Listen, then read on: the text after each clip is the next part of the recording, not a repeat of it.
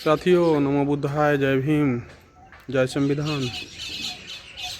3-4 दिन से तो लगातार ड्यूटियाँ हार्ड था, रत भर ड्यूटी पर जाता था तो परेशान थे। आज मौका मिला, सुबह में मॉर्निंग वॉक की, और जैसा बताता हूँ कि मॉर्निंग वॉक मिलता है उसी रास्ता में जाता हूँ जहाँ अपने महापुरुष मिले। तो आज फिर मैं आ गया हूँ करुणा के सागर तथागत गौतम बुद्ध के शरण में। देखिए यहाँ पर इन्हीं लोगों ने भगवान बुद्ध को अभी चरणों में अबीर लगाया है। ठीक है, चलिए, कम से कम आया तो लोग। बहुत बड़ी बात है कि लोग आया, समझा।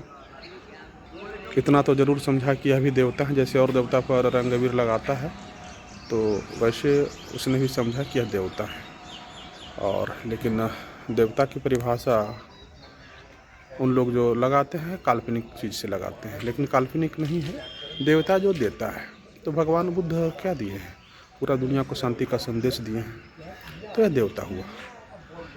बाबा साहब संविधान दिए जिसमें हम सभी को हक अधिकार मिला, सम्मान मिला, तो यह देवता हुआ।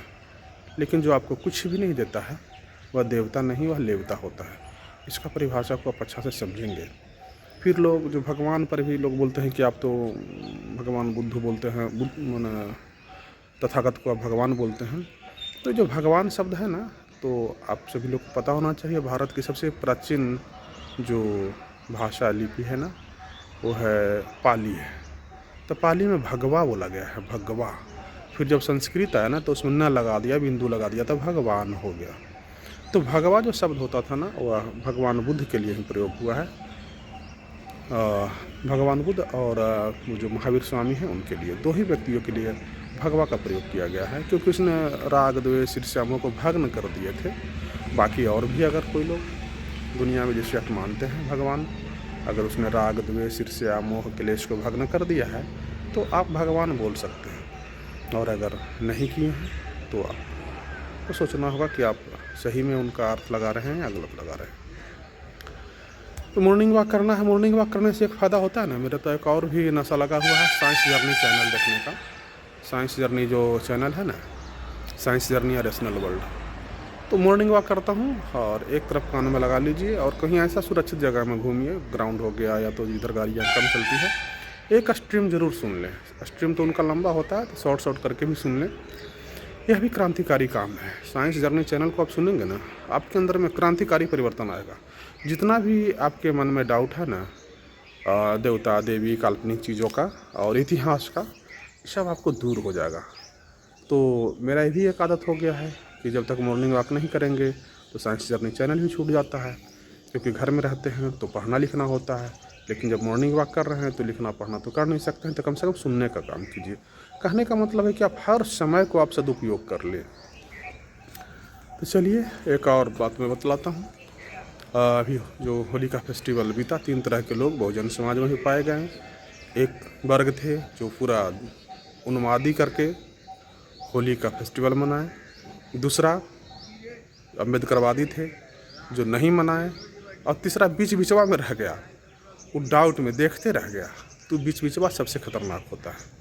जो भगवान बुद्ध जो होली का फेस्टिवल मनाए, चलिए, उन्हें इतिहास भूगोल की जानकारी नहीं है, मना दिए, कोई बात नहीं। जैसे हम सभी लोग मनाते थे, नहीं जानते थे, मनाते थे, वो क्षम्य है। जिस दिन जानेगा वो अपने आप छोड़ देगा। वो अभी नल्ला है, भेड़ा जिसको बोल सकते हैं, कोई जानकारी नहीं है। भले वो कितने ऊंचे पोस्ट पर चला गया है या क्या है, जो भी हो, अच्छे अपने आप को बोलता है, पढ़ा लिखा भी बोलता है, लेकिन उसको मैं पढ़ा लिखा नहीं मानता हूँ, क्योंकि जो अपना इतिहास नहीं जानता है वो बेवकूफ़ है, पढ़ा लिखा नहीं हो सकता है। दूसरा जो नहीं मनाए, उन्हें भी मैं साधुवाद देता हूँ कि चलिए, आपने बाबा साहब के बताए हुए रास्ता पर चलना शुरू कर दिया, अच्छी बात है। तो यही है, चलिए, मिला जुला करके सभी लोग को, तीनों वर्ग के लोग हैं, जो होली खेलें, जो नहीं खेलें, और जो बीच बिचवा में रह गए, वो तीनों को, सभी के ऊपर भगवान बुद्ध की करुणा बनी रहे, बाबा साहब की करुणा आशीर्वाद बनी हुई रहे, और उनके पूर्वजों की भी आशीर्वाद बनी हुई रहे। और फिर मैं बता रहा हूँ कि जो बाबा साहब दवाई दिए हैं, उस दवाई को आप खाएं। दवाई बहुत पुराना 14 अक्टूबर 1956 में दिए हैं, और अभी तक आप नहीं खाए हैं तो खा लीजिए।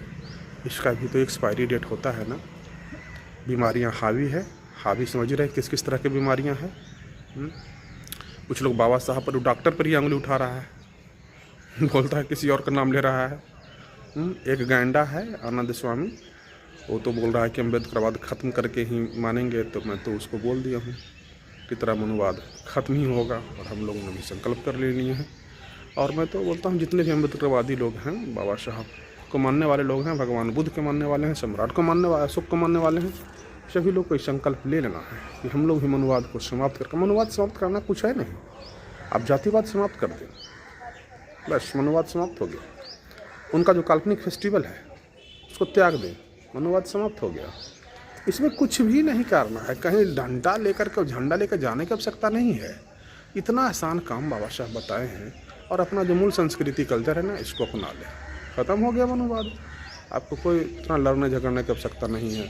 अभी देखिएगा, अभी यूजीसी का आंदोलन चल रहा है, कुछ लोग इसको समाप्त करने में लगे हुए हैं, तो कुछ लोग इसको लागू कराने में लगे हुए हैं। इसके अलावा कुछ लोग आरक्षण के लिए बोल रहे हैं कि आरक्षण समाप्त करेंगे, कुछ लोग SC/ST एट्रोसिटी एक्ट समाप्त करने के पीछे लगे हुए हैं। तो भारत में दो तरह के धाराएं बिल्कुल चल गया है, एक है अच्छा चीज़ लागू करने वाला, एक चीज़ है अच्छा चीज़ को समाप्त करने के लिए।